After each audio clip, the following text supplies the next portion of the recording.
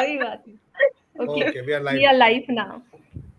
Hello friends, I'm Mohana Chatterjee, project lead for the Story Project 9 at www.tellmeyourstory.biz. Welcome you to the second episode of the Dandakaranya series. I'm a student of history and currently pursuing my PhD on the partition refugees who were rehabilitated in the Dandakaranya region. Tell Me Your Story calls for submission of poetry and short stories on the writing from Dandakaranya. Today's topic is the cultural shock, a clash between traditional and modern. Original inhabitants being remote tribals, Dandakaranya today has the presence of refugees and visitors who cause clash between traditional dwellers and the modern influx. That brings us to this panel discussion where we generalize the cultural clash between the traditional and contemporary from three different perspectives. First, the remake or adaptation of films. Second, the translation of regional books for global audience. And third, the evolving women's world. I am privileged to have with us Saba Mumtaz, Somrita Urni Ganguly, and Charudutt Acharya this evening. And I take this Hello. opportunity to introduce our esteemed panelists to the audience. Saba Mumtaz is a noted Indian television writer and producer.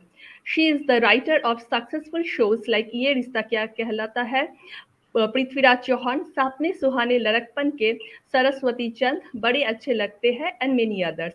Dr. Somrita Unni Ganguly is a professor and award-winning poet and literary translator. She is currently head of the Department of English, Maharaja Mahendra Chand College. Somrita edited the first anthology of food poems, Kwasadaliya and Other Adventures, and translated works like Three Stories, Sharat Chandra Chattopadhyay, Fire Songs, Shakuni, and The Midnight Sun, Love Lyrics, and Farewell Songs, among many others.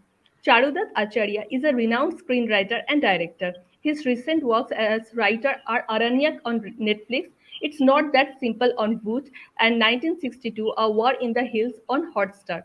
He has written over 24 television dramas that include Crime Patrol, Jassi Jassi Koi Nahi, Siddhant, and Dhadkan. He has co-written films like Vastu Shastra, Dam Maro Dam, and Nautanki Sala. His featured debut as writer-director was Shonali Kebel. I would now proceed to the question answer section. If there is a question that is targeted towards someone else, but you have to add something to it, then please feel free to share your thoughts after the primary speaker had shared his or her opinion. So my first question is for Saba ma'am. Ma'am, television is one of the oldest medium of entertainment. From Bunyad in Doordarshan to Ye Rishta Kya Kehlata Hai in Star Plus, how do you personally see the movement in the portrayal of Indian women on the small screen? Over to you, ma'am. Thank you. So, from Doordarshan days to now, what I am seeing is that we started on a very progressive note. The serials during Doordarshan were really progressive, and the female characters, especially, there was Udan, where a woman wanted to be an inspector. There was Rajni, where a housewife was going and busting all the crime which was happening. Not crime, but all the wheeling, dealing which was happening, questioning the government, questioning the people in power. Then there were Tara, where there were these four independent girls coming to a city and kind of pursuing their dreams. Then there was Shanti, where the girl is a journalist and she uses her skills to unveil what happened in her own past. So they were very powerful, strong protagonists. And slowly down the line, television heroines turned very meek, docile, Sati Savitris and VP creatures who were always getting bullied by their mother-in-laws and every person in the family. So there, instead of becoming better, our television kind of regressed. And now we are seeing that somewhat characters are coming up and they are bolder, they have aspirations, they have dreams, and they are ready to uh, go out to get to their dreams. So there was this up and down thing which has been happening since television was launched in India. So अभी भी बहुत सारा regression है लेकिन but lot of things are improving and like the most famous show right now Anupama is about a housewife whose husband cheats on her, how she breaks through her shackles, starts a job, she finds love, so it's becoming better. The TV nowadays is becoming better than what it was a few years back. So that is the thing. Thank you so much, man. You have totally shown the Indian television to us in a very different and new perspective, and we are really grateful to for that for Thank to you. you. Now, my next question is for Somrita, ma'am. Ma'am, translation is the bridge between cultures and languages, applies both in printed and dramatized storytelling. By your experience as a literary translator, how do stories break from barriers? Yeah, Over to you, ma'am. thank you. Am I audible, Mona? Yes, ma'am, Yeah, you're yeah, perfectly yeah. audible. Yeah, thanks. Thanks for that question. But just to also greet everyone who's joined us on our Facebook live stream and also here. I'm delighted to be here. Any event with TMYS feels like a homecoming. Um, a return from some form of Dandakaranya, as it were. Coral will get the joke. So, thank you for organizing the session, Coral. Also, for all the research that you've done, Mohana, your insightful question also. Yeah, definitely. Literary translation, in my opinion, is a definite way of breaking barriers, of helping people come out of their insular existence, and just showing the world that our struggles around the world do not have to be insular, they do not have to be isolated. I've been uh, translating professionally. I've been a literary translator and working on books over the last 5 years. And, somewhere along the way, I also realized that literary translation can be a form of social activism, which is to say that if I'm translating, let's say, Dalit literature from India, or if I'm translating disability writings, or if I'm translating, let's say, feminist literature or queer writings, uh, if I'm translating voices from the margins, then I'm sort of creating a common platform, a shared platform for these voices to meet and then echo louder. So, in so many ways, translation, therefore, is sort of, our way of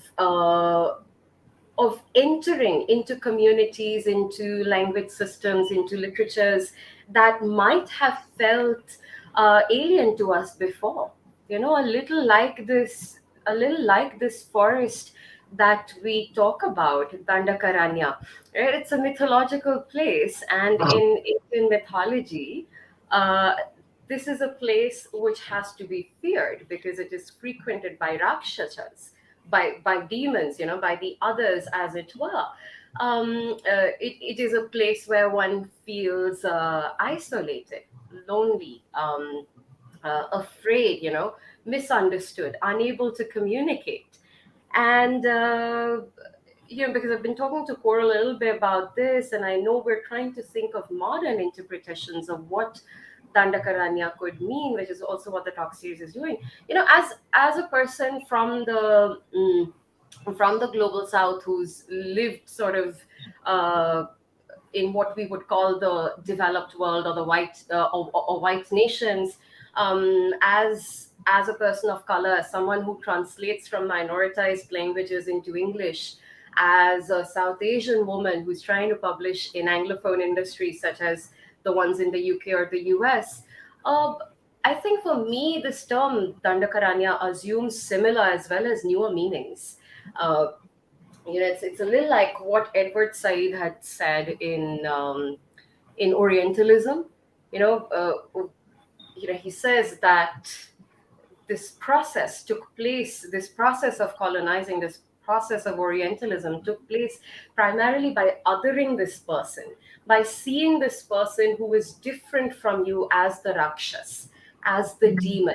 And people like us, people in what they would call the Occidental world, we existed in negatives. The East was, in the eyes of the Occident, what the West was not.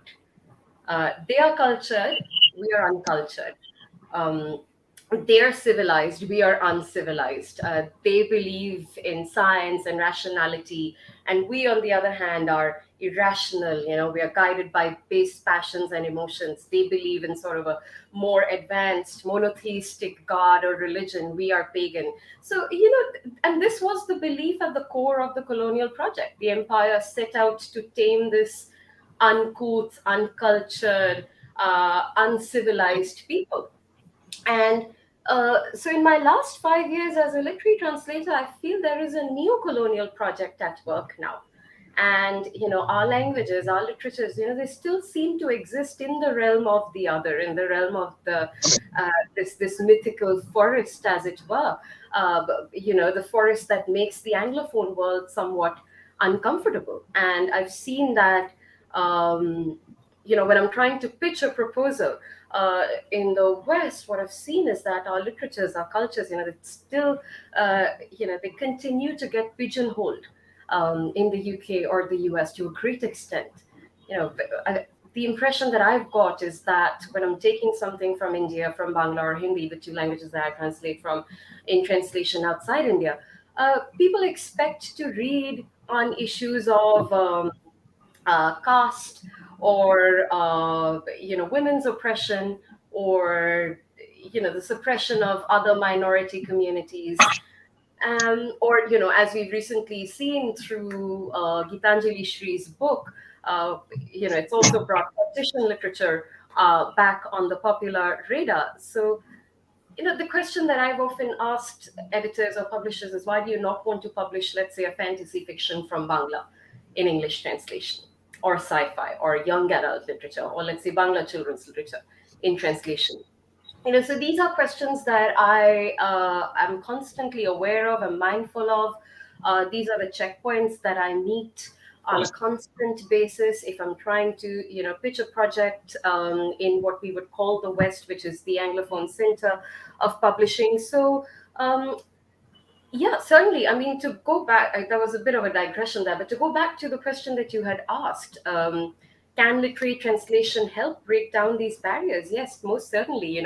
Through translation, we realize, even whether you're reading Gitanjali Shree's Ret Samadhi in the English, or you're reading The Cursed Bunny by Borachum, translated by my friend Anton Her, or whenever you're reading translated literature from around the world, you realize that our dreams are the same, our aspirations are the same, our fears are the same.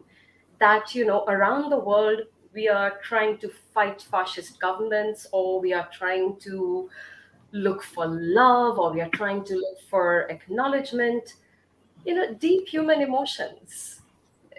The language is different. The language of expression is different, but the stories are the same. And I think, therefore, this is I personally feel it's a great way of bringing communities and people together. Thank you so much, Somrita ma'am. You have just showed us the total perspective of like how racism works, like how the Western treat us.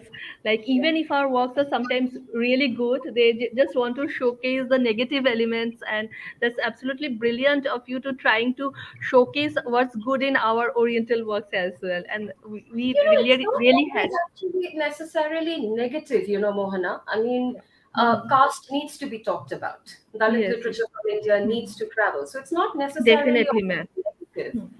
but it's sort of a very narrow vision of Narrow what India vision. is. That there Yes, is ma'am. more to India than caste. That there is more to, if you think of this Coldplay song, which was shot in Bombay, I'm forgetting the name of the song. It had a little bit with Beyonce in it as well. There's Huh. this is how we stereotype Yes, nations and cultures. yes, But India is yes, just not about the naked sadhu and the hungry child and the beaten, absolutely. broken woman. There is more going on.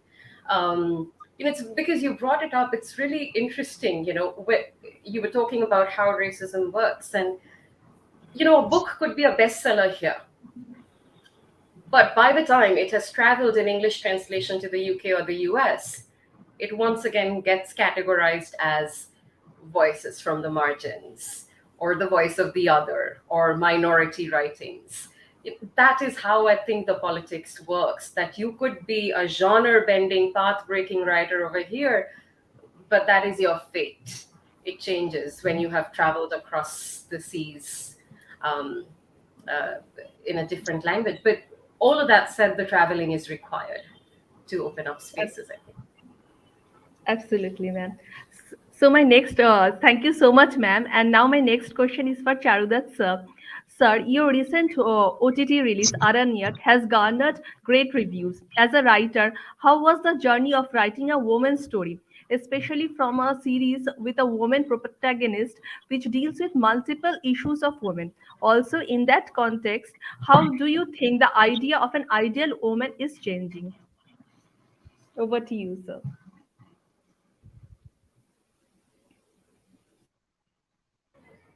Charu, I think you're on mute. You might have to unmute the microphone. Yeah, yeah. Yes, Hi. Thank you. So, the thing is, see, this series, I've spoken about this in some other places also, that the character which we are talking about, which kind of people have connected, is based on a true character. Is a person I met. Okay. So, a few years back, almost 7, 8 years back, I had gone for a family vacation to Manali, okay, to Himachal Pradesh. And my kids were small, and we were just doing the regular tourist kind of thing. And at one point, we went on a horseback. We were supposed to go on horses onto some place, and there was an accident of the horse. My wife literally fell off the horse, and I lost it. My kids were scared, so I asked this guy, "You can't do that. Your saddle is gone. It's dangerous. She could have fallen, had severe injuries." So they were like bullies, those guys, because I'm in their turf, and they said, "No, no, no, no, no. She disturbed the horse." And I said, "Whatever, we don't want to continue, and you guys are charging hell of a lot of money, so you should just return the money back to us. We've just started, and thank you, Ram Ram. Ab jao. Humko nahi karna hai." So they said, "We'll not return the money." And I said, "This is like fraud." So I didn't say anything. We came down and went to a police station. Now this police station is a quaint hill station police station. And inside I go there and I see this. There are actually roses and nice sun-kissed kind of police station, just on the edge of a hill. This is around 9:30, 10 in the morning, and we go inside and I'm looking. There are no cops around, but there are clothes hanging. Dupattas, churidars, shirts, pants. They're hanging on a clothesline. And there's this lady sitting in an oversized military colored sweater. She's breaking gawar, this cluster beans. She's breaking gawar, and she's taking up maths classes, and think of a girl sitting there and doing her homework. So I said, I want to meet the SHO. I need to file a complaint. Then she looked at my wife. "Arey, aap gir gayi. What happened?" Oh, ho, ho, ho. Then she went inside, took out clothes. She had a set of fresh clothes. She gave it to my wife. Then she ordered pakodas, chai, everything. And she put on one cartoon television network and said, "We have only one channel. The boys can sit and watch with my child." And she told the girl, "You don't watch too much. You have to finish your homework." And I'm like patiently waiting and say, "I want to meet the SHO. I want to meet the SHO." She said, "No, no, he's, yeah." Then she said, "You wait." Then chai came and all. And then we started talking. She started asking my wife, like, what is the age gap between the two kids? So my wife is answering her. Nice, they were hitting off well. And then she said, What is the size of your house in Mumbai?" "Oh, this small. You live in such a small house. I would die. I've never been to Mumbai, but I would never be able to live in a house like that. We have bigger houses." And it was a very different kind of posturing and trying to know more about life. And after some time, one Havaldar came and said, "Ha, madam, should we take the case?" She said, "Yeah, yeah, yeah." So she said, Sit," and she made me sit in the inspector's room, and she came and sat on the chair, and she was the SHO. Yeah. And her entire voice changed, her stance, body language changed. She said, "Now tell me exactly what happened."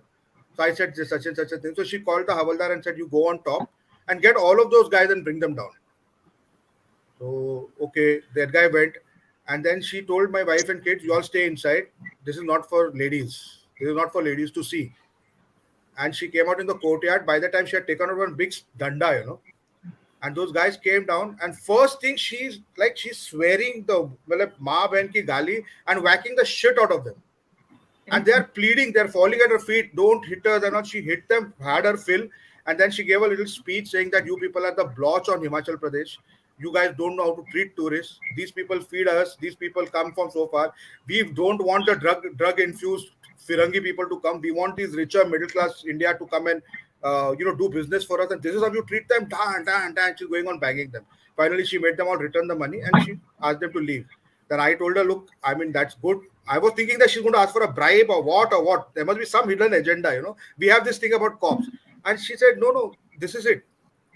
This is it. You guys go back, and I'm going to put a CID behind you, a guy in Mufti. He will follow you in case those guys try to act funny. I watching this character, and she had told so many things to my wife about having a cow in the house, and very fortunate that she and my wife both don't live with in-laws. It was like many genres of storytelling all coming together. Behan And Chara. that, yeah, Ben Chara plus Ben, whatever, everything had happened out there, in that in that little time span. And then when I came back to my hotel room and I was thinking about her, and I told my wife, no, won't she be a great character to work with? And she's not an IPS cop. She's not a person who has come through and elite. She's not come from. She came from a sports quota. She joined as a in the sports quota after whatever basic graduation, and she's a senior inspector now. She's not a DCP and all that. She's not a gun packing, wearing tight clothes and with goggles and coming on a helicopter or nothing of that sort. She lives in the same neighborhood. She has teenage children, and that's how I thought that this character, this is the changing India also. Like we have, and she's net savvy. She orders on Amazon. She's concerned about her daughter. Daughter wants to go to IIT. She wants to send her to Kota. She has issues with her husband. She can't. She Because when you're on a full-time job, it is not only urban India. The middle Indian women are all going out into the workspace today. So the life is changing. Life has changed a lot. Like and then you have also duties at home. Like you have a cow. It's very important. You can't forsake the cow, but you have to also order from Amazon. So this state of flux that we are in, I find that interesting. And then, so that's how this character was created. And we took a few choices while writing and making, that we don't want to go the typical OTT way where you show just because you are on an just something that Somrita just pointed out, that the West wants to see a certain India. When it translates to OTT platforms also, you expect that if it is Indian, then it has to be of a X kind. It should be exotic, or if the West has to accept us. Though so far no OTT show from India has really been accepted by the West. Let's face that truth. Though OTT platforms have been around for like 4-5 years. Okay, Secret Games had a little bit of attraction maybe, and Delhi Crimes or whatever, but there is no real market out there. There are no Latin Americans and Koreans and Japanese and Americans dying to watch content from India. Not yet, not yet. And at the same time, what we had been doing, maybe getting it wrong, is that we were aping those shows, aping Yeah. that kind of lifestyle, and we were giving all those check boxes. Liberated woman means this, sexual minority means this, political ideas means this, and we are trying to put all that into our shows, into very urban and very alien kind of templates which we have taken from there. So we are neither here nor there. Indian audiences are not wanting to watch this because they'd rather watch Squid Games, or they'd rather watch so much to Broadchurch and this and that. So it was a conscious choice that we don't want to have lots of sex and lots of gali galoch and so-called OTT freedom. Let us not get there. Let's just tell a mature story. Let's try to look at India, that kind, at least for me, that world. Let us look at it for what it is. So people have everything. Now, it's not like, okay, for Saj Bahu stories also, there is some reality in them. That's why people connect to them. Similarly, stories of Udan, as Saba rightly pointed out, is so aspirational. It was true to those times. So I'm saying all these are realities. And if Yeah. we can manage them, and if we can be true to them rather than trying to create an ideal world for some audience that we want to cater to, we will not arrive at a moment of truth. We will not able to create three-dimensional characters who can be funny, who can be sexy, who can be traditional, who can be lying, who can be having health issues, who can be having body image issues, who can be having affairs, all in all kinds of places. And that, I think, if we start applying to women and men and all characters we look at, I think we can start, getting out of the template zones and out of figuring out trying to please some masters. you know so Right. that's where I try to land that character, and her life, not making everything into a checkbox, or not making everything about emancipation. And that, because everything, life is like that, no, you find some moments of heroism and some moments of cowardice. So somewhere there, that character landed. And fortunately, the see certain things come together. We all, Sabha knows, we know, we do so many shows. We as writers, we intend something, and eventually what comes out is something else. But there are those few times when everything just meshes and comes together. We call it the Sholay moment. We call it the Pause Sholay it. moment. Yeah, it just falls in place. That's like larger karmic. Something happens, a casting changes, a director changes, something, you get a different DOP, the Mosam changes. There are like 2000 variables which all come together. So we have to be grateful to whatever the powers that to be and do our Pauses. work with. Yeah, but we have Yeah. to do at least attempt to try and tell stories which are more, engaged. So if, and we have a very large audience base, let's look at it, even in the OTT space, we have a huge Indian market. So trying to please some vague critic somewhere, and I think that applies to movies also. We can cater to our own huge middle class audience who would want to watch, who are hungry for content other than the very because they have choices. You have choices to watch whatever you want, but still, as Indians, we want to watch Indian content. That I like a lot of NRIs wrote back. A lot of people in the West, actually cousins and people, family people and friends who I have known with, they said finally, we could watch something and recommend people that okay, watch this show. Like, I'm not trying to tom the show, but I'm just saying that even with this much incrementally, this much of work we do, there is Yeah. a market out there. There is a market out there, but we should not try to cater to that market only. We should try to cater to our market, our urban middle class whom we are trying to address, and then Our think so that's sensibility इतना, और हमारे हमारे market में इतना सारा different तरह के लोग हैं, बिल्कुल and yeah एज ग्रुप्स हैं, yeah languages हैं, cultures हैं. yeah It is so vast. I mean, you really yeah don't need to ape the West. You just ape the do West your and own. target them. Yeah, look at Yeah, the South Indian movies which have done so well yeah, recently. I mean, so well. they are convinced. They are convinced about their form. They take pride in their culture. They take pride in their Yeah, movie, and they believe it. See, until unless you cry, laugh, get angry, get aroused with your own work, and you cannot be functional about it. Okay, this is a desi cool thing. Let me try it. I've never done it before. You will not be able to do it. You have to and have the you should smell, you should have the smell of that place. Like the South Indian directors, it is not that they watch Korean shows and they make Tamil films. They love it, Tamil films, they make Tamil films. yeah. They are proud of their land, their language, their color, and all. See, there will be a lot of issues. Like if you look at it from a clinical point of view, there will be a lot of people will say it's regressive, it's masochistic, and this and Patriarchal है, that, ये है, वो patriarchal, है, ये but वो बहुत सारी चीजें हैं. But those lenses are also Western at the end of it. Those lenses are also coming out somewhere from a Western point of view. Like we when we even want to bring about socially relevant kind of ideas, we should somewhere down the line stop looking for that approval all the time. Oh, is this okay? Is this okay, or is this still somewhere else? Yeah, हम अपना करेंगे ना. I feel that that is the thing that as far as the so show is concerned. so what you are saying, Charu, there was a film Ranjana. So I really Correct. liked it, and I was like, "Oh, I love Ranjana." So one of my friends said, "What? You like Ranjana? Are you crazy?" I said, "What happened? It's a well-made film and nice character. But it's a stalker film. It's a stalker film." Then I was like, "Oh, okay, it's a stalker film." Then I met another friend who had just written 11 years of Ranjana or something. So I said, "Listen, Krishna, it's a stalker film." He said, "Don't, just shut up and don't talk like that. It's a good film." ऐसे तो हर Hindi film का hero stalker है. Yeah. So See, we kind of get yeah. clouded in our judgment, and we start refraining from writing freely. कि ये Yeah. patriarchal है, ये stalker है, ये है. Yeah. But I we mean, should just on a very lighter way. Na, the other day I was on a food website. I'm a foodie, so I love to write about food and read. So somewhere on some thread, somebody had used the term moti ilaichi. So somebody said that no, that's very sexist. You can't call her moti ilaichi. It's very. Then somebody said that usko kali ilaichi. Because kali ilaichi is racist. अरे क्या बोले तो उसको ना बड़ी इलायची ठीक है बड़ी इलायची. Everybody has their own lens of viewing a thing, Yeah. So you Yeah. can So really, everybody can judge everything. So Yeah. you So just nowadays have also we to have as become a little writers. hyper. Yeah. Yeah. That these lenses have become a little hyper. Everybody because Too when we much. start.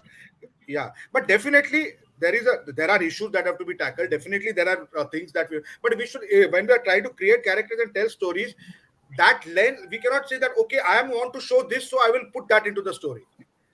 I want to show this, so I will put that into a story. Then the story doesn't ring true. That's the Let thing.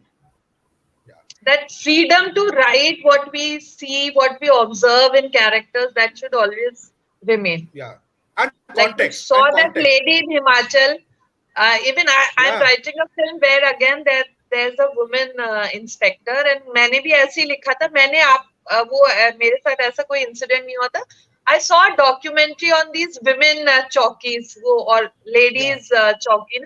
So that inspector was going to a ससुराल, चूड़ियां उड़ियां पहने हुए है, अपनी सास के साथ yeah. चूल्हे पे रोटी बना रही है, and I was so Exactly. mesmerized. So I created a Yeah, character from there. yeah, yeah, yeah, yeah, Yeah, yeah. so Yeah. it's so That's life, real, no? na? Yeah, yeah. It's life. Like you cannot.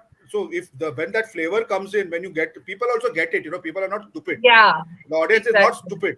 They get Yeah, it. They sense familiarity, and they engage with it. They may yeah. not be able to articulate it, but they will engage with it. They will engage. Yeah, Definitely. Sir, thank you so much for showing us so much realistic characters, because we highly rarely see realistic characters, and we are really grateful to you to showcase such realistic characters to us. So now my next question is for Saba ma'am. So ma'am, there is one world where women are breaking the glass ceilings and redefining their identity. There is another world where others' opinion and wishes are forced upon women. Both are the realities of India. How would you balance the need of both these categories of audience for television? Over to So, you, ma'am. like we just discussed, India is so vast, and the television going audience are so enormous. So, वहाँ पे आपको एक young लड़की भी मिलेगी who's aspirational. You will have a bahu also who is now because of social media so aware of things. They are all starting their own home businesses. You will still have father-in-laws, mother-in-laws who will be bound to traditions and expecting the same thing. So it's just either within a show you create those things where you have different characters. One wants to break the glass ceiling and has reached wherever she wants to reach. One is a little dabbu, and one is a little who's like still scared to step out into the big world. So it's just about what is your story about, what is your character. That's like, be real.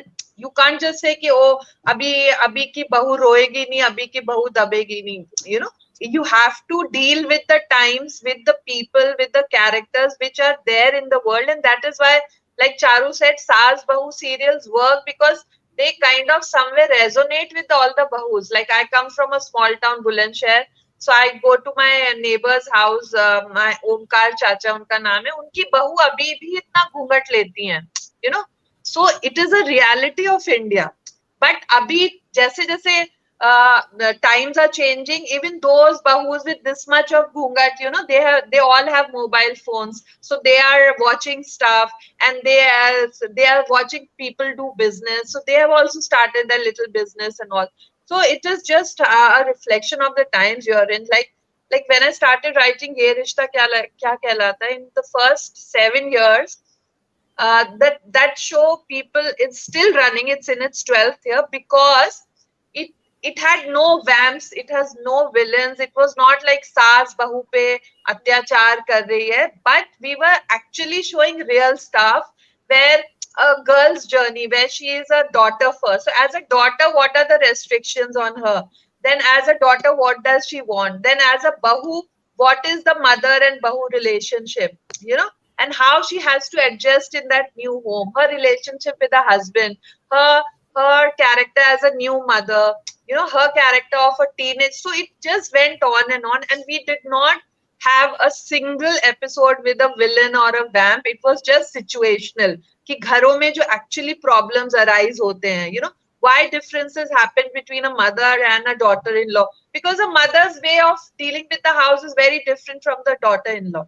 you know so within that home structure also, you are trying to step out of line, or try to do your own thing, or try to raise a voice, but with the keeping in mind the traditions of the house. You don't just suddenly become ballistic and say मैं तो अब ये करूंगी. So you, like we did in Ye Rishta, we did lot of stuff where say for example, all the bahus were wearing pallus. So we wanted to show the audience that कि पल्लू की वजह से बहुत सारे accidents होते हैं, आग लग जाती है, कोई गिर जाता है, कुछ हो जाता है. So we created moments where the bahu had an accident because of the pallu, and the dadaji said कि बहू कल से पल्लू नहीं पहनेगी, which was like a shocker for the entire family. And he said कि इज्जत जो होती है वो पल्लू से नहीं, आपके बड़ों के लिए जो आपकी थॉट्स हैं, जो फीलिंग्स है, उससे होती है.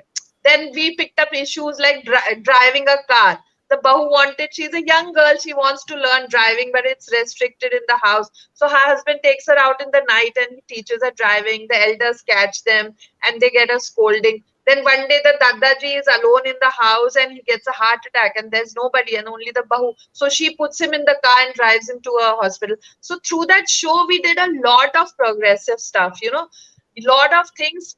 बिना बिना being very very मतलब मैं तो झंडा गाड़ने वाला या झंडा उखाड़ने वाला नहीं. She was very traditional. She was very traditional. She was doing all the rituals. She was being polite, being respectful. But in spite of that, she was constantly breaking stuff and imbibing new things and teaching the elders that some things need to change and some things need to be relooked and some things need to be fresh, and the approach which she took. So that's how we kind of kept the audience together, ताकि बड़े लोग भी वो ना हो कि अरे यार ये आजकल की बहुएं कैसी हो रही हैं, और the youngsters भी वो ना हो कि यार ये इतनी दब्बू क्यों है, इतना रोती क्यों है. So I think that kind of balance if we get in shows now, where we can show the pros and cons of tradition, or the and modernity, and how to imbibe it without ruffling too many feathers, then it kind of works the show. So that's an example from ये रिश्ता. अभी क्या हो Thank रहा है you. उसमें मुझे नहीं पता. 7 साल तो हमने ये करा था, और people really, I went to Rajasthan, some Jaisalmer desert, and and they asked me कि आप क्या करती हैं. तो I said मैं लिखती हूँ. कौन सा शो? I said ये रिश्ता क्या कहला. Matlab, they got charpais, they got pakodis for me. They were so excited and happy because it was a big hit in Rajasthan, especially. It was based in Rajasthan only.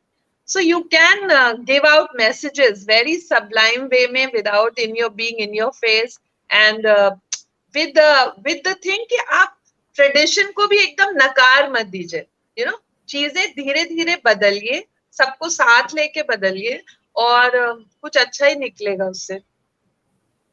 Thank you so much, ma'am. Like you have created so many positive characters, because mostly we see the negative ones, and this I think indeed create a positive influence on in the mind of the audience as well, Yeah. because they start seeing the their relationship in this perspective. That normally when we see something negative, we started suspecting the same things in our relationship also. So it's very Yeah, yeah. important, and we really So thank you for this. you're welcome. So. Uh, So so it's just how the entire programming team has to be clued in and decide कि हम ऐसा करेंगे और ऐसा नहीं करेंगे, and something Yeah. really good can come out of it. Yeah, that entire everybody has to be on the same page. That's Same page. अगर कोई yeah. बोल रहा है कि नहीं नहीं ऐसा नहीं नहीं नहीं, हाँ फिर वो everybody has problem to be होता on the same page. Then it है. works. Yeah, definitely. thank you. So now Yeah. my question is for Somrita ma'am. Ma'am, you have translated the short stories of Sri Sharotchandra Chattopadhyay, which were written so many days ago. As a Bengali, do you feel the cultural gap since we have moved from certain beliefs and practices? Also, for English-speaking audience who are not necessarily aware of the history and society of Bengal villages, how would they connect with such stories? Over to you, ma'am. Thanks, Mohana. Lots of things over here, actually. I'm trying to sort of gather my thoughts and figure out where to begin from. But maybe one starting point is that, at least for this anthology that you're talking about, when I chose the three stories, one talked about caste oppression, one talked about religious minorities, and the third was about child marriage, widow remarriage, and a woman's choices. And if you think about it, not very much has really changed in this nation. As you know, both Charu and Saba pointed this out. There are pockets in the country that think differently, but that Yeah. is not the only pocket that you're writing for. In fact, I would, unfortunately, I'm one of those people that hasn't watched TV or things of that sort in, I don't know, maybe 2 decades now. So I wasn't abreast with the things that Charu and Saba were talking about in terms of the content. But if I had to sort of say something explosive, I would say Sharachandra was a writer of that nature who wrote Yeah. for people.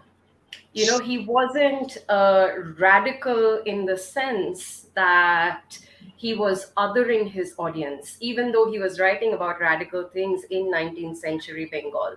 No one had thought of a story like Mohesh. No one had the other story, Obhagi. It's about um, a Dalit woman, a person that would have been called untouchable back in the 19th century. And Unupama, it's about a little girl who was forced to marry doddering old fool who dies soon after marriage, and then how she chooses love. And so, he is commenting on very revolutionary, radical Yeah. Very. things, but he's doing it in a way that his audience can understand. He's not only writing for the literati, as it were. He's writing for the, to use sort of a problematic word, the masses, which is I think one of the reasons why so many of Shortchandra's works have gotten turned into films, adapted into films, because the audience is still able to connect with the message. So, for starters, I don't think very much has changed in India in terms of the treatment that is meted out. Of course, zamindari ab baki nahi hai, but there is a different form of oppression. The class structure still exists. If you think of the relationship between somebody who lives in a high rise and the bai jo unke ghar mein kaam karne aati hai. So this is not a zamindar oppressing the tenant, but there is a power dynamics going on over There there. are separate lifts for maids. Absolutely. I've That's such seen a it. This list cannot be used by yeah. delivery personnel and helping hands and domestic laborers. So, I don't think some of these realities have changed. The context has changed, the situation has changed, which was one of the reasons why I chose these particular, they are sort of long short stories. I've put them in an anthology, and I thought these were necessary because we are still going through these exact questions in this present moment as well, though the context is different. In terms of how the audience outside of India, the readership outside of India responds to it. What I try to do in my translations is I try to see what the tone and the mood of the author was when she was writing or he was writing. Sharachandra's language, as opposed to, let's say, Rabindranath, was very sort of, it was the language of the masses. It was a language that the common people were speaking. So he was very contemporary. He was very easy to understand. He was very lucid, very simple. So when I'm translating this in 2022, I cannot go back to an idiom which is 19th century. I have to use an idiom which is contemporary for people now. Because Sharat Chandra was contemporary for his audience, for his readers then. I think that is one way to create a connection, which is also why, there will be translations and retranslations of several works. Shakespeare, for example, from Macbeth to Maqbool and The Journey, from that idiom to the idiom that we now have. I think that is the life of a work of art. That it is, if it is a classic, what we call a cult hit or a classic, it is going to transcend these boundaries. it is going to be for all times and all ages. So, yeah, in terms of how the English reader who's not from India is able to connect to this, I think if my language is contemporary, if my pace is lucid, if the reading experience is not entirely unpalatable, what I do is I sometimes, because you were talking about historical context as well, which is very, very important when we are translating from when we're translating authors that aren't alive or that aren't active anymore. I try to massage in details. For instance, someone sitting in the UK might not know what a Dalit person entails. So I will try to massage in a little bit of a detail along with who a Dalit person is. Not, entirely gloss or sort of add a footnote, because that turns into sort of like an academic piece of work. It's not literary translation anymore. But just massage in a little bit of a detail so people are able to relate to the context, because I also don't want to absolutely other my reader, because what I've experienced from that sort of a that kind of a reading experience can't hold on to the reader for too long. If they're having to go to the dictionary, or if they're having to Google every second word just because I've left it in there, it's going to alienate them. It doesn't serve the purpose. So yeah, that is something I have tried to do, as a this is probably I'm fortunate to be in a place where literary translation is not my primary occupation. So I am able to make choices. If a work doesn't speak to me, if a work is ideologically drastically different from what I believe in, I have the choice to not translate it, and I don't. I choose works that align with my ideology. So that is a freedom that I have. I exercise it. Saba was talking about Ranjana. I actually watched the film and found it foolish for a completely different reason. I was studying in JNU when that film came out, and this film has Abhay Deol as like a JNU mass. Then you morcha nikalne wala.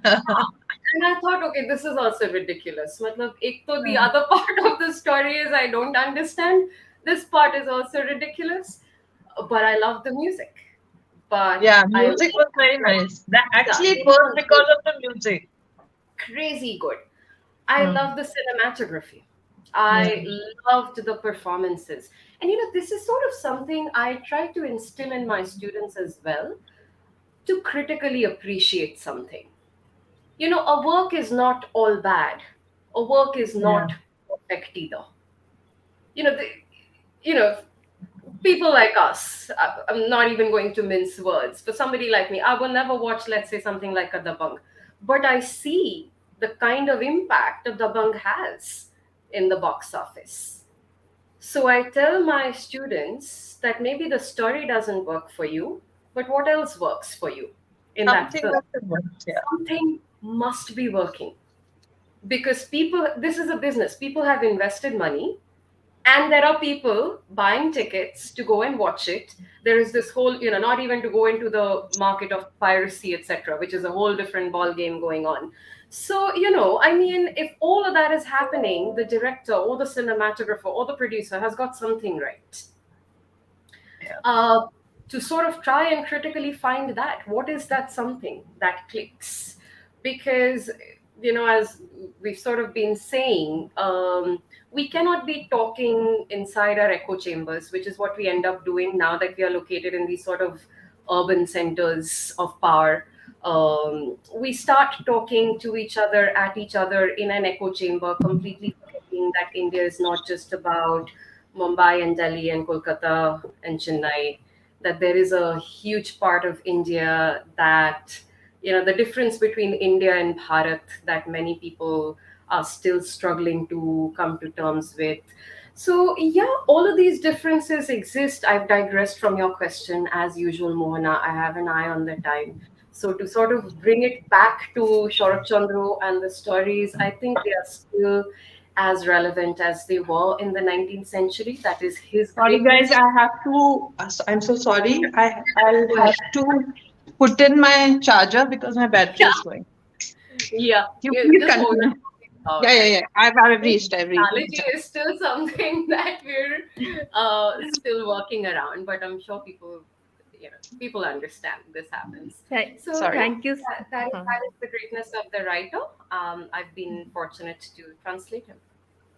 Thank you so much, Amrita ma'am. You have just shown us what are the actually difficulties and all the things associated with translating. Like it's not just picking up a work and like doing just word to word translate. It's something which you are doing something which a Google Translator can't do because it's just putting up and just making a word to word translate. Many people think that Google Translator nowadays is there, but what you are showing that Google Translator or anything that is like automatic can't do what a human can do. The human dimension is very important because all the emotions are attached. So really thanks to you for doing such a wonderful job. So now my next question is for Charudutt sir.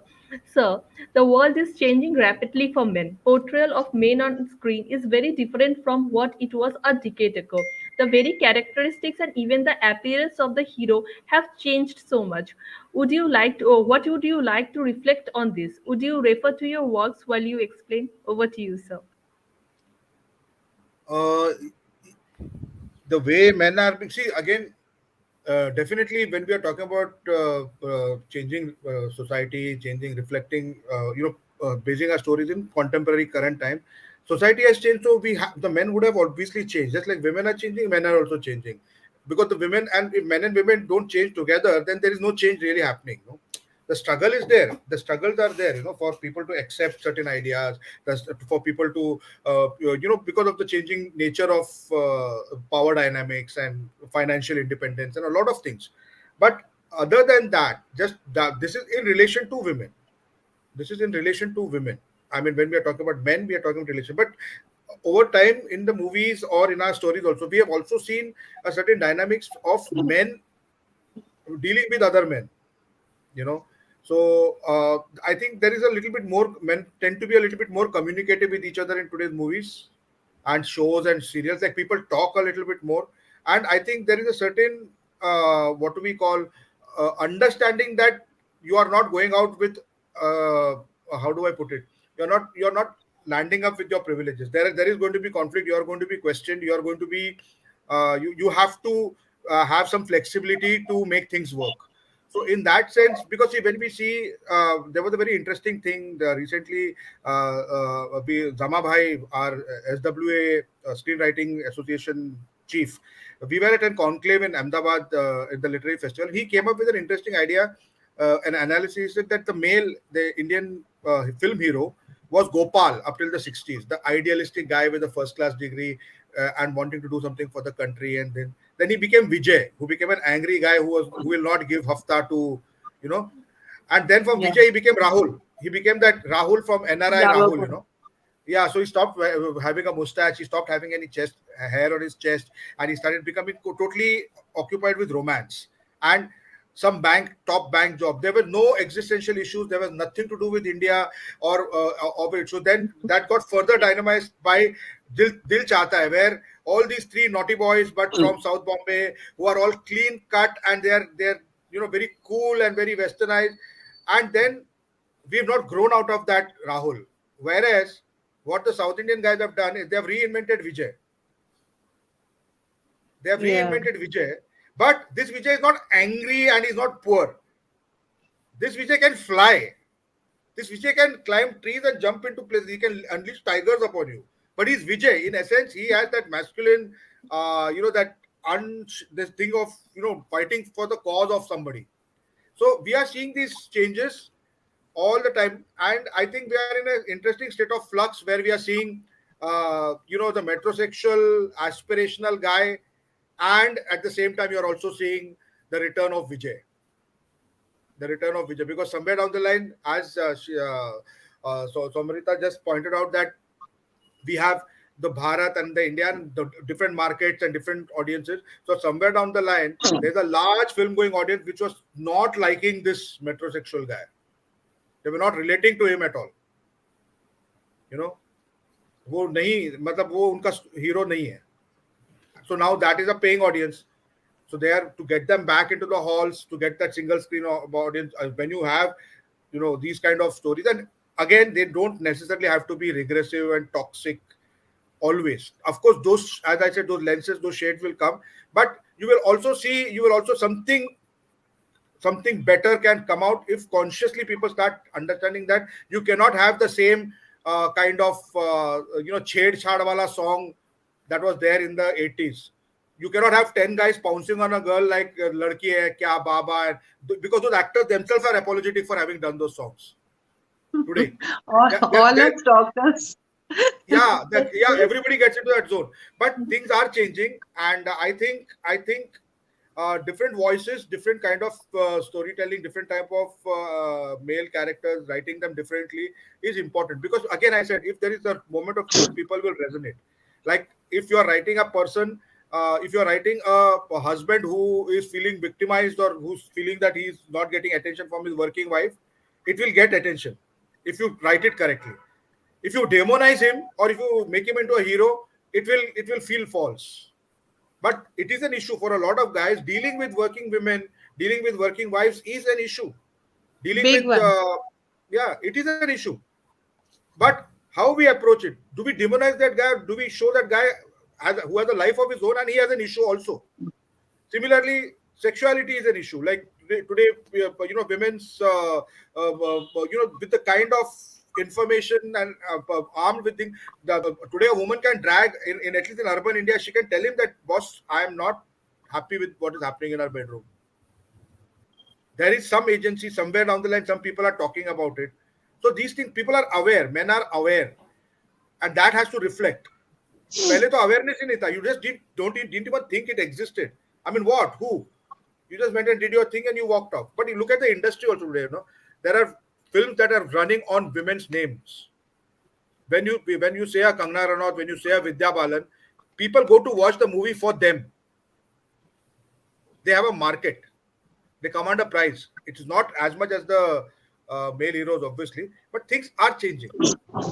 Slowly, So yeah. yeah, slowly, very Thank you. slowly, and 2 steps forward, 4 steps backward. Very often we see that, but it's better than nothing. No, there is better than Nothing, not no moving. movement, yeah. No movement. मतलब ऐसे ही है. So that is something that is. Thank you so much, sir. Really an insightful look. So my next question is for Saba, ma'am. Ma'am, often television is watched by three generations that inspire three different responses depending on the sensibilities of each generation. One generation prefers to see women more sacrificing, while the other wants aspiring women. Do you think television storytelling can bring progressive changes in society by inspiring debates and discussion? It will be nice if you respond with reference to your works where your characters have done something brave and unexpected, challenging conservative traditions. Over to you, ma'am. Thank you. So, like I said, I have one answer for all your questions. So, all the most of the shows which I have written actually have not been the typical Saas Bahu shows where Saas is doing zulm on the Bahu and Bahu is crying.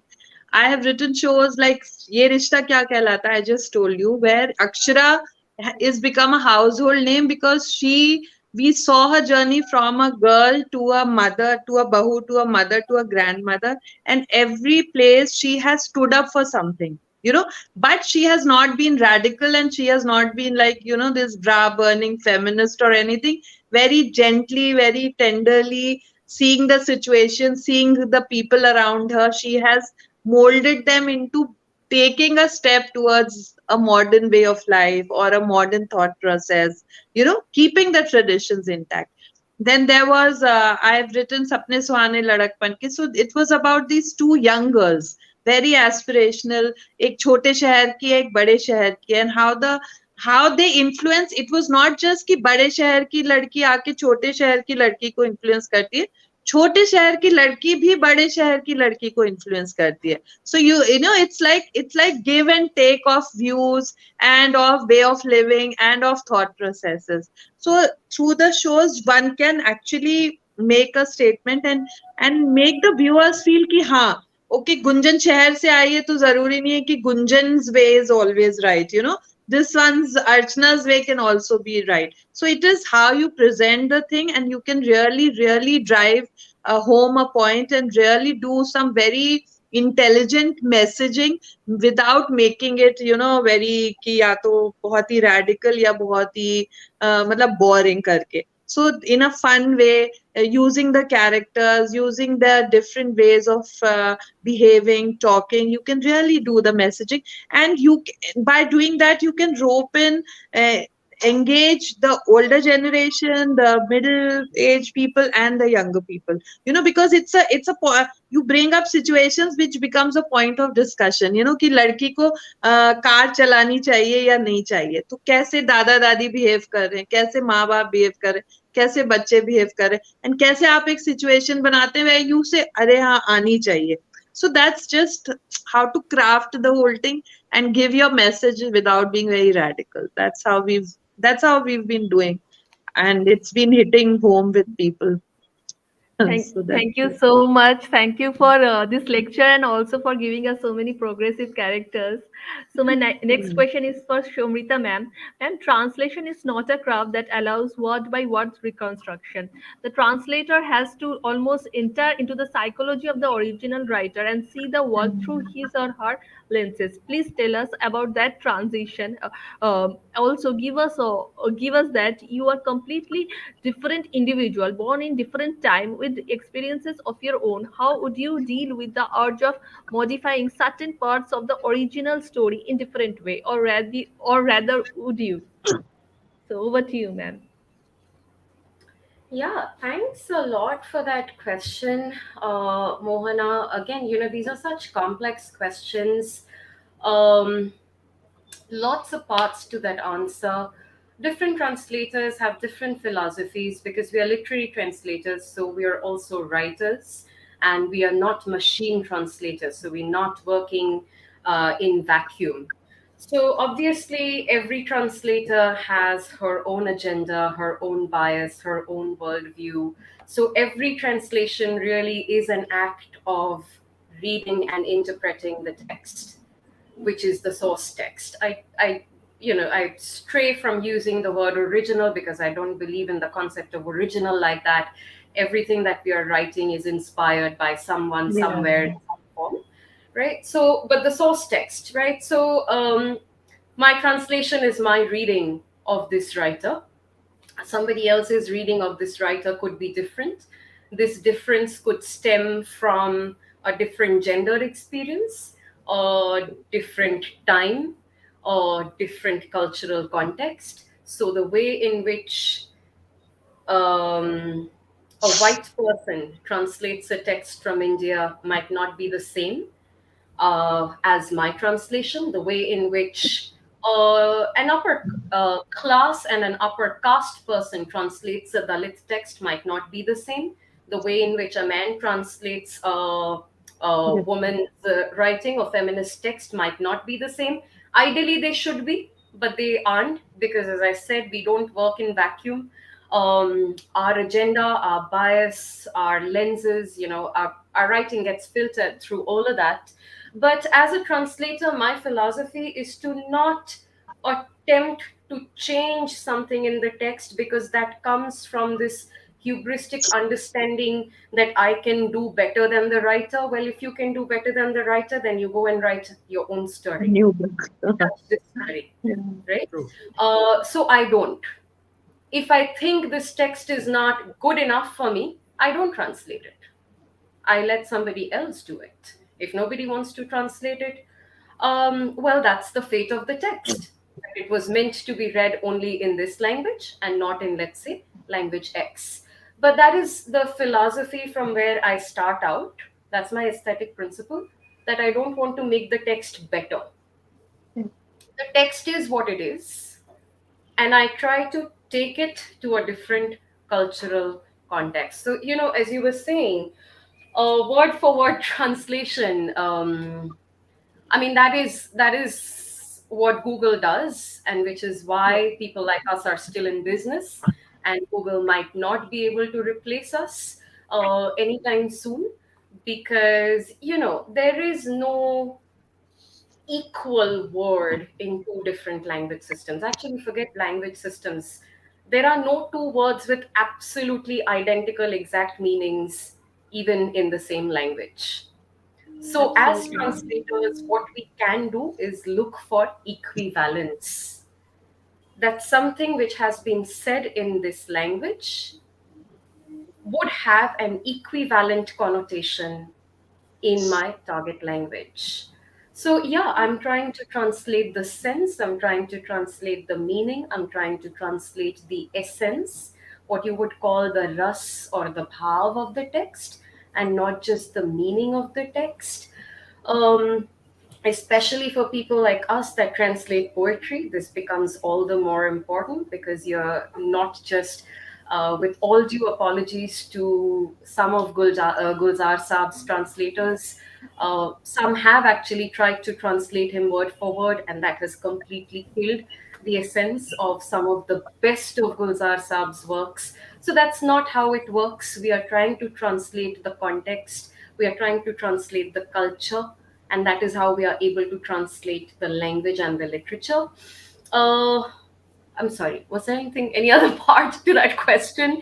Yeah, in terms of trying to make the text different, as I said earlier as well, Mohana, I find myself fortunate that I this is not something that I do for money, which gives me the freedom to choose what texts I want to translate, also what texts I want to write as a writer, what story I want to tell as a storyteller. I have that freedom. I know the market dynamics is something that that informs a lot of choices that writers or translators have to adhere to, have to cater to, have to pander to. Fortunately for me, I'm not there yet. I'm able to stand for the texts and the voices that I want to translate into English or the other way, and it's worked out so far. Thank you so much, ma'am. So now let's proceed to the last question, and it's for Charudutt sir. Sir, please allow me to draw your attention towards films like Dev D, which is drastically different from the original story Dev does. As a creative person, how do you look at such liberties where only the storyline remains the same and the rest is customized for a different audience and a different time? Personally, do you think watching such versions or do you think such legends should be left alone? Yes, I think they should be left alone. Personally, I'm talking from a very personal point of view. I feel that we are in the business of storytelling. Okay, and there are thousands and thousands of stories screaming to be told, your own stories, or you can take material from contemporary stories, but things which have been done, see, for me, even, I mean, this is again on a very personal level, with no malice or no judgment towards filmmakers.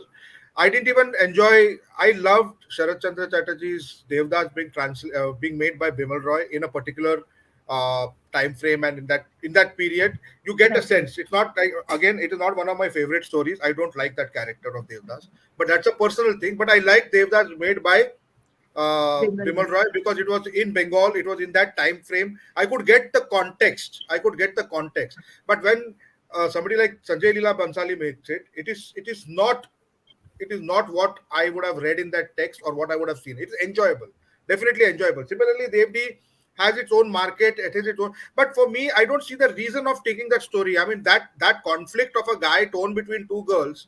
One is like this and one is like Isn't that, and he's a, regular. yeah, it's a regular story. Why call it sheriff? Why call it? So that for me becomes a little bit of a gimmick on a personal level. I mean, good. There were some nice scenes in the movie. The performances were good. I love that scene of Maingil taking that bed and going. But then it is not Devdas. It's a story about a guy and two. So I don't see it as Devdas at all. I didn't relate with Sharat Chandra's Devdas in that story or in that world at all. So personally, if you ask me, I think we should, if we want to take a text as Somrita just pointed out that when you're adapting it for present time, you may want to adapt the cultural context, but you cannot just take a story and just make it. And it is see, the thing is, Devdas is a very culturally specific story and a time specific story. It's time, and that cultural context is very important as far as I understand it. But if you take Crime and Punishment, if you take The Idiot, there are some stories which can be translated or which can be adapted into very they lend themselves for adapting into a much larger and much contemporary setup. So yeah, I personally feel that we should be very, very, very careful when we choose classical literature to adapt, if at all we wish to adapt it at all. Thank you so much, sir. And now I'd like to thank all of you, all of our panelists, for the very insightful conversation and for your time this evening. Tell Me Your Story calls for submission of poetry and short stories on the writing from Dandakaranya. We will return with our next panel discussion very soon. Till then, stay safe, stay well, and stay happy. Good night.